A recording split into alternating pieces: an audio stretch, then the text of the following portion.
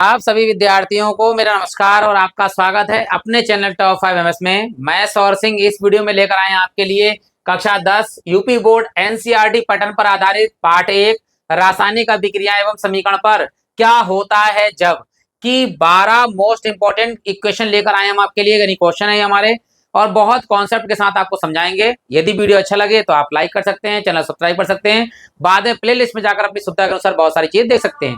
तो शुरू करते हैं। 12 की 12 रिएक्शन बताएंगे आपको पूरी कॉन्सेप्ट के साथ में हम संतुलित करके भी दिखाएंगे आपके लिए, बिल्कुल बारीकी से देखिए।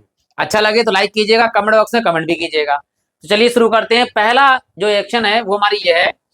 प्रश्न कैसे आएगा, क्या होता है जब केवल रासायनिक अभिक्रिया लिखनी है, यानी थ्योरी वगैरह नहीं लिखनी है आपके लिए। एक नंबर में आएगा, समीकरण लिखनी होगी और संतुलित भी करनी होगी।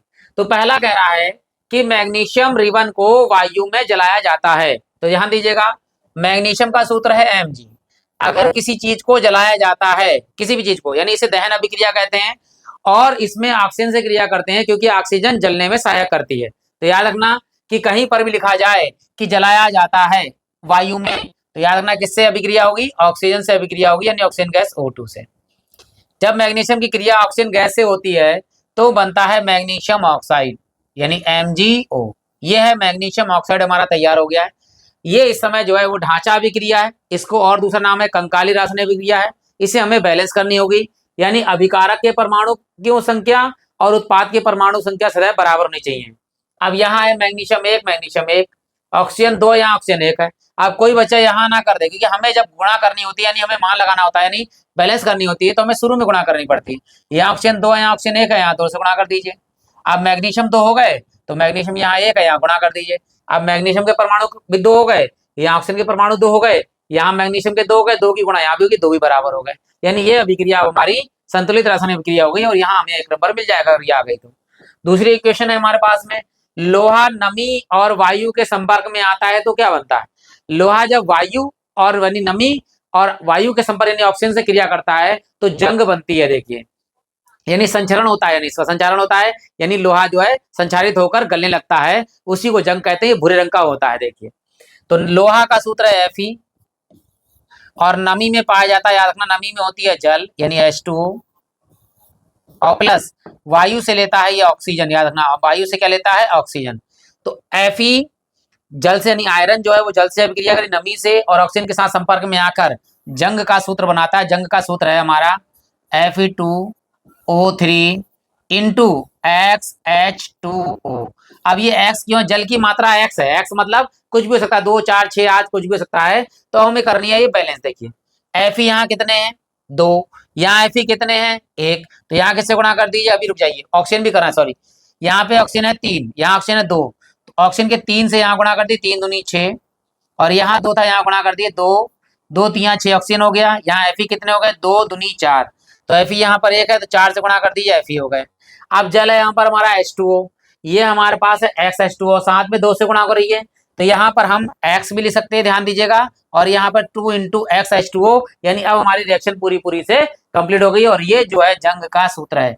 कभी कभी पूछ लिया जाता है कि जंग का सूत्र क्या होता है, तो याद रखना Fe2O3 इंटू XH2O जंग का सूत्र होता है। क्लियर हो गया होगा। अब बढ़ते देखिए अगले प्रश्न की ओर, जो इस प्रकार है। यहाँ कह रहा है कि जिंक को HCl से में डाला जाता है, नहीं जिंक है यानी जस्ता जो है उसे अगर हम HCl के यानी हाइड्रोक्लोरिक अम्ल में डाला जाता है तो क्या होता है। हाइड्रोक्लोरिक अम्ल में डालने के बाद में जिंक क्लोराइड बनता है। देखिए, तो Zn जिंक है, जिंक की अभिक्रिया हो रही है HCl से, यानी जिंक को LCl में डाल देंगे तो यहाँ बनेगा जिंक क्लोराइड ZnCl2, क्योंकि Zn की वैलेंसी 2 होती है तो Cl2 लग जाता है यहाँ पर, और जल H जो है यानी हाइड्रोजन गैस जो है वो अलग निकल जाती है। ये हाइड्रोजन गैस हमारी निकल गई है। क्लियर हो गया होगा। याद रखना, जब जिंक को हाइड्रोक्लोरिक अम्ल में डाला जाता है तो जिंक क्लोराइड बनता है और हाइड्रोजन गैस हमारी निकल जाती है। अब बैलेंस करना है, Zn1 H कितने हैं 2, Cl कितने हैं 2, यहाँ 2 से गुणा कर दीजिए और ये हमारी संतुलित रासायनिक अभिक्रिया तैयार हो गई है। अगली चौथी है कि कैल्शियम ऑक्साइड में पानी मिलाया जाता है। पानी का सूत्र क्या होता है, जल यानी H2O सूत्र होता है। जब हम कैल्शियम ऑक्साइड को में यानी जल में मिलाया जाता है H2O में, तो बनता है कैल्शियम हाइड्रोक्साइड CaOH का होल ट्वाइस, यानी कि कैल्शियम ऑक्साइड बनता है, यानी हाइड्रोक्साइड बनता है। याद रखना इसका नाम कैल्शियम ऑक्साइड भी है और इसे बिना बुझा चूना बोलते हैं, याद रखना, बिना बुझा चूना। और इसका नाम है कैल्शियम ऑक्साइड, कैल्शियम ऑक्साइड इसका नाम है। इसे बोलते हैं बुझा चूना, ठीक है, याद रखना, बुझा चूना। और इसका नाम है कैल्शियम हाइड्रोक्साइड, कैल्शियम हाइड्रोक्साइड, ये इसका नाम है। ठीक है, ये हमारी बैलेंस अभिक्रिया कैसे देख लीजिए, सी ए यहाँ एक है, सी ए यहाँ एक है, ऑक्सीजन एक यहाँ कितने हो गए, ऑक्सीजन के 2 ही हो गए, हाइड्रोजन भी 2 हैं तो हाइड्रोजन भी हमारे 2 हैं।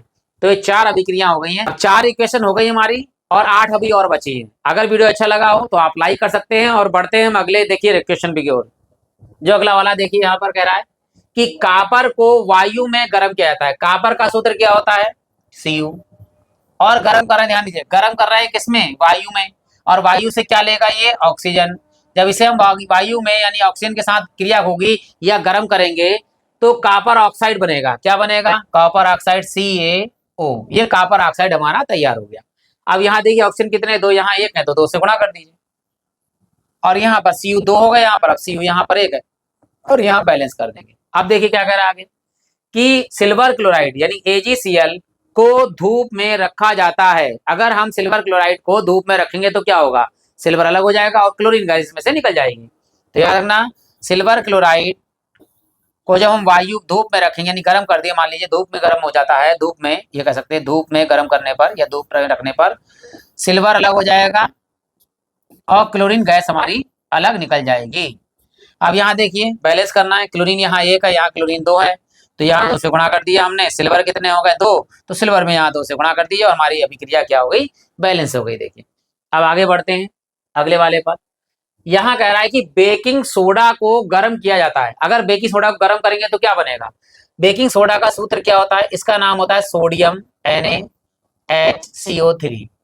बेकिंग सोडा का दूसरा नाम है sodium bicarbonate, sodium by carbonate इसका नाम है। और इसे जब हम गर्म करते हैं तो गर्म करने के बाद में सोडियम कार्बोनेट यानी कि Na2CO3 इनटू जल निकल जाता है H2O, और प्लस में कार्बन डाइऑक्साइड गैस निकल जाती है, और इसका नाम है सोडियम कार्बोनेट, सोडियम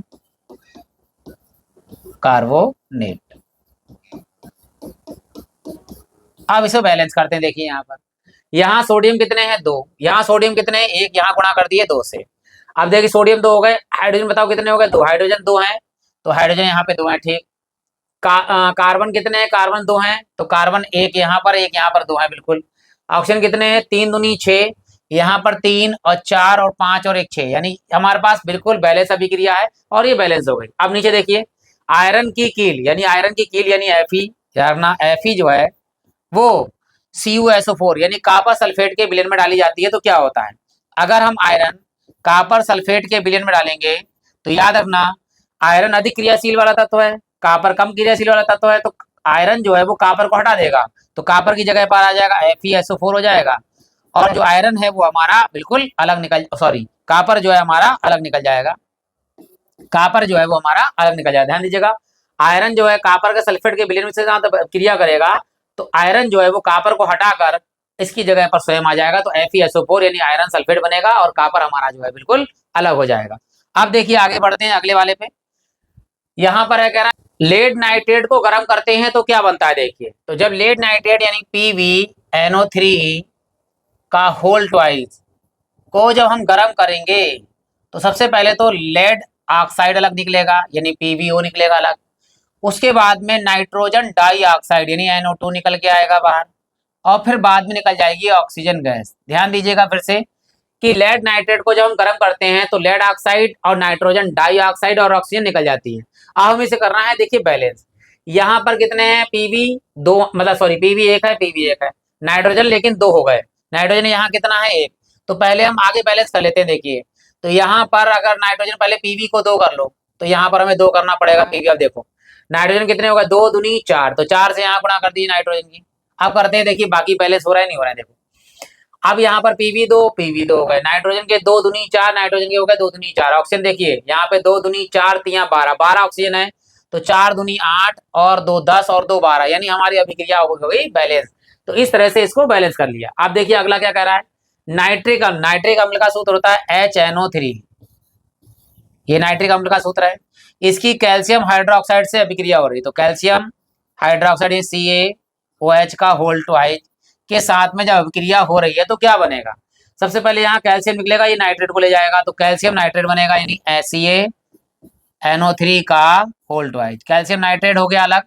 अब हमारे पास क्या बनेगा, ध्यान दीजिएगा, अब हमारे पास निकलेगा जल, H2O हमारे पास जल निकल गया। अब हमें कर रही है अभिक्रिया, बैलेंस है नहीं है तो कर दे। देखिए यहाँ पर Ca1 है, Ca1 है, आगे देखिए NO3 के 2 है, NO3 के यहाँ पे देखिए होल ट्वाइस है, तो NO3 यहाँ पर 1 है, यहाँ गुणा कर दी 2 से हो गया, तो NO3 तो बराबर हो गया, Ca बराबर हो गया H, देखो कितना है 2 और 2 4, यहाँ पर H कितने हैं 2, तो यहाँ 2 से गुणा कर 2 दूनी 4। ऑक्सीजन कितने होगा, देखिए यहाँ पे 2 है, ये तो नाइट्रेट पूरा है, देखो ये वाला नाइट्रेट पूरा है, यहाँ पे ऑक्सीजन कितने हैं 2, ऑक्सीजन कितने होगा 2, हाइड्रोजन हो गए 2 दूनी 4, 2 यहाँ पर और 2 हाइड्रोजन हो गए 4, यानी अभिक्रिया हो गई बैलेंस। अब 2 और रह गई इक्वेशन, वो भी हम आपको कराते हैं। यदि वीडियो अच्छा लगा हो तो आप लाइक कर सकते हैं, कमेंट बॉक्स में कमेंट कर सकते हैं, बाद में प्ले लिस्ट में जाकर अपनी सुविधा के अनुसार बहुत सारी चीजें देख सकते हैं। तो शुरू करते हैं, लास्ट की 2 इक्वेशन है वही बताते हैं हम आपके लिए। यहाँ है कि सोडियम सल्फेट के विलेन को, अब सोडियम सल्फेट का सूत्र क्या होता है, Na2SO4, ये सोडियम सल्फेट के विलेन में बेरियम क्लोराइड मिलाते हैं, BaCl2, ये बेरियम क्लोराइड के विलेन में, ठीक है, मिलाया जाता है तो क्या बनता है, ध्यान दीजिएगा यहाँ पर कि सोडियम क्लोराइड अलग बनेगा और बेरियम सल्फेट बनेगा। देखिए BaSO4, बेरियम सल्फेट अलग निकल जाएगा और सोडियम क्लोराइड अलग निकल जाएगा, NaCl हमारा अलग हो गया और बेरियम सल्फेट निकल गया। देखो अब हम देखते हैं बैलेंस है या नहीं है, Na यहाँ 2 है, Cl 2 है, तो यहाँ 2 से गुणा कर दिया, बैलेंस होगा, Ba1 SO4 1 हो गया, और Na और Cl 2 थे, 2 हमने गुणा कर दी, दोनों बराबर हो गए। अब लास्ट इक्वेशन है, यहाँ कह रहा है सोडियम धातु जल से क्रिया करती है तो क्या होता है, तो सोडियम Na है और जल से जब क्रिया करेगा यानी H2O से, तो क्या बनेगा, तो बनेगा सोडियम हाइड्रोक्साइड यानी NaOH, हाइड्रोजन ऑक्साइड बनेगा और हाइड्रोजन गैस जो है इसमें से निकल जाएगी। तो ये हमारी अभिक्रिया हो गई कि सोडियम धातु जल से क्रिया करती है तो क्या होता है कि सोडियम जब जल से क्रिया करती है तो सोडियम हाइड्रोक्साइड निकल अलग हो जाता है और हमारे पास हाइड्रोजन गैस अलग निकल जाती है। अब इसे करते हैं कि बैलेंस नहीं है तो बैलेंस करते हैं। देखो Na1 है, Na1 है, H कितने हैं 2, H कितने हैं 1 यहाँ है, 2 यहाँ पे कितने गुणा कर दो 2 से कर दो गुणा। अब Na कितने हो गए 2, यहाँ पर Na कर दो गुणा 2 से। ऑक्सीजन कितने हो गए, देखो यहाँ पे 2 हो गए, यहाँ पे ऑक्सीजन 1 है, यहाँ 2 से गुणा कर दीजिए, तो ऑक्सीजन कितने हो गए यहाँ पर 2, तो ऑक्सीजन यहाँ पे हो गए 2, हाइड्रोजन कितने हो गए 2 दूनी 4, तो 2 ये हैं 2 ये 4, हमारे पास अभिक्रिया पूरी तरह से बैलेंस हो गई। फिर भी एक बार देख लेते हैं, Na2 H 2 दूनी 4, 2 यहाँ 2 4 और ऑक्सीजन 2, यानी अभिक्रिया हो गई बैलेंस। ये हमारी 12 की 12 अभिक्रियाएं हो गई, क्या होता है जब वाली। आप प्ले लिस्ट में जाकर अपनी सुविधानुसार बहुत सारी चीजें देख सकते हैं। इसी के साथ ये वीडियो समाप्त होता है। आप सभी लोगों का हृदय से धन्यवाद।